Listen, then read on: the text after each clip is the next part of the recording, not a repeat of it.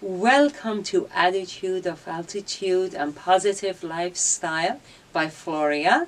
And today we have a very special guest, Janice MacInnis, who is the Manager of Organizational Health at Dalhousie University here in Halifax, Nova Scotia, in Canada.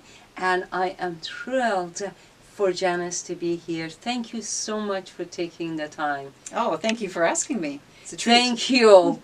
We've had a lot of fun. We've recorded a couple of podcasts this morning, and we wanted to do a short video to capture some of the lessons learned that you have experienced, some of the work that you have done over the many years at Dalhousie and organizational health. So take it away. Oh my, wow, how to sum it all up. So I've been the Manager of Organizational Health for 10 years now, but I've been at Dalhousie much longer than that. So I had the opportunity to create this role the way I wanted it, because I was the first to have this title. And so I was afforded a lot of flexibility and autonomy to take it in the direction that I thought was best. So it really was about finding people who were interested and energized and enthusiastic about talking about health and wellness in particular within workplaces. And so it was fairly new territory, especially 10 years ago, to talk about health of employees and how it connects to the success of the organization. It's much more accepted now, I think, 10 years later. But then it was very much, well, that's a private thing, and the employer doesn't have any right or privilege to know about that part of an employee's life. But since then, I think we've understood that what happens at home affects work, and what happens at work affects home, and that we're all just part of this much more holistic puzzle. Yeah. And so it's gotten easier over the years to talk about why wellness matters at work. And I've had the opportunities through our the workplace survey that we do every 2 years to meet with leaders and talk about the results, some hard numbers about what's working and what could be better within workplaces, and to make workplaces healthier in the broadest possible sense. So, physical health and mental health, but also, other aspects of a healthy workplace, like the environment that people work in, the relationships that people have, how well you fit your job, whether you have the opportunity to grow and learn at work, or if you're held fairly stagnant in your existing role. So it's been fascinating to meet with managers and leaders and to help individuals as well with their own sort of take on things. And so I've kind of moved into a bit of a coaching role as well. So I kind of work at every level of the institution, which is a lovely opportunity. So I can see what individuals deal with and tackle and find challenging, but I also understand what the organization finds challenging as well, and trying to fill some of those gaps and be constantly looking for what's the next thing, what's the next improvement, what's the next project, what's the next policy that can enhance the health of the workplace and therefore the organization as a whole. So I know that you have done a lot of work on the policy, but you have also implemented a lot. Yes. You didn't just leave it, oh, we have a healthy workplace policy. No, which we actually don't have yet. But no, we do have other policies. But you're right. It's been much more, it was a lot of activity initially, and now we're moving from activity to more impact. It's like, what's the most impactful things that we can offer? And so we've moved more into the resilience conversation. How can we support people to be more resilient no matter what happens in their lives, whether it's at home or at work? So that's been it's always about an exploration. Yes. And what more could we be doing to be a great place to work? That's right. And how is it that this exploring method works for you and Dalhousie? Well, I often say that I don't like repetition. So me personally, I'm always interested in doing things differently. I don't like to do the same thing over and over again. So every year it's about how can this year be more, interesting. Last year was interesting, but how can this year be equally as interesting? So I'm always curious and trying new things, learning more.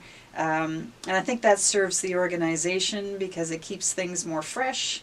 It's not the same old thing that we've always done. There's always a different take on it, even if it's in the same umbrella, the same topic area. So I think it certainly suits my style to be growing and exploring and trying new things. Very good. Yeah. And I know you have a saying. One of your phrases is learning rather than blaming. Yes. Well, yes. So helping people see where their choices are, and not to get stuck in situations that they do have power in their own experience in their own lives, and to use that to its fullest capacity, and not power in a negative sense, but empowerment, we'll say instead, because power can have a negative connotation. But feeling empowered and owning the choices that you have, and owning the responsibility that comes with that. But you do have a say in how your life plays out.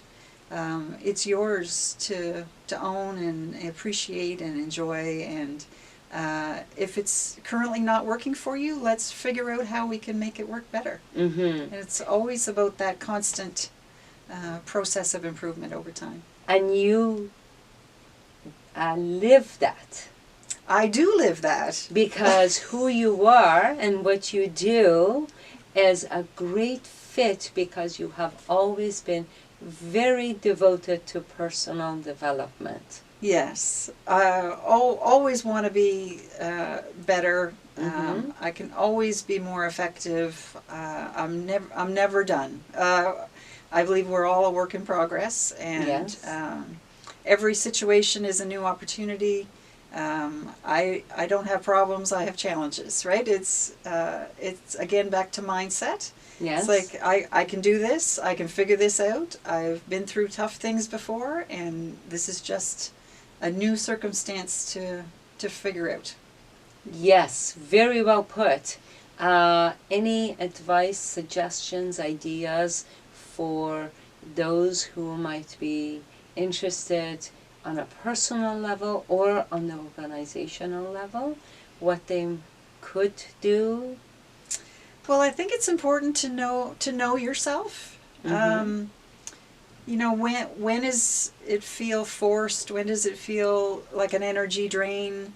And cultivate those aspects of your life that are energizing. They're not draining. They're actually giving you energy. Yes. And to explore those. And you may not get it all figured out.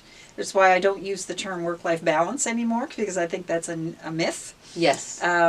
So it's about a blending, right, Yes. of how work and the rest of your life fit together. And we all have responsibilities and obligations, and but hopefully also passions in the mix. And even if one thing, it might be a drainer in one area, hopefully there's another one that can compensate, right? And, Yes. and that generally speaking, overall, you're doing pretty well.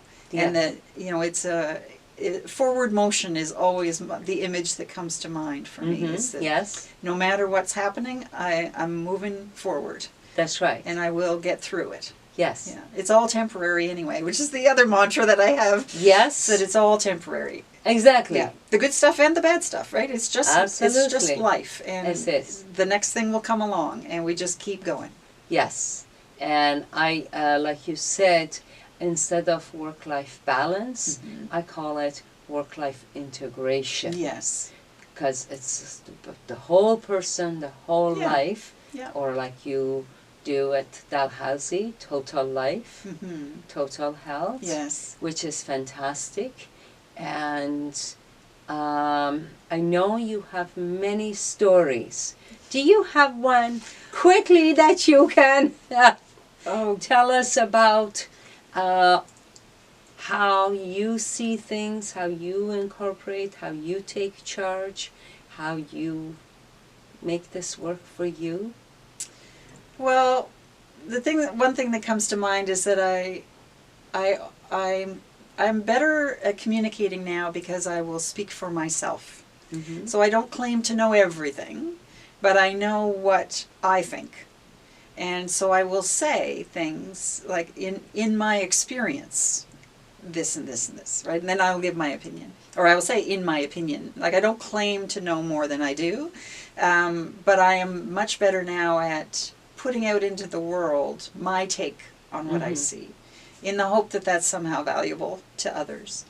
Because I do have experience now, so I feel confident in saying that in my experience, this is what that I see, or this is what I would recommend. Mm-hmm. So I've built some confidence through that, but and also a big part of the journey is just to be able to say those words out loud and to carve out some space where I can say what I think. Mm-hmm. And that's okay, and that's acceptable, and that's encouraged. And we should all have the opportunity to do that. Yes, that's right. To carve out and feel confident about ourselves. And I know you have mentioned about self-awareness and how self-awareness impacts our feeling empowerment and owning our own emotions. Yes. Which is something I've heard you say many times. Owning our own emotions and feelings. Yes. Rather than blaming someone else.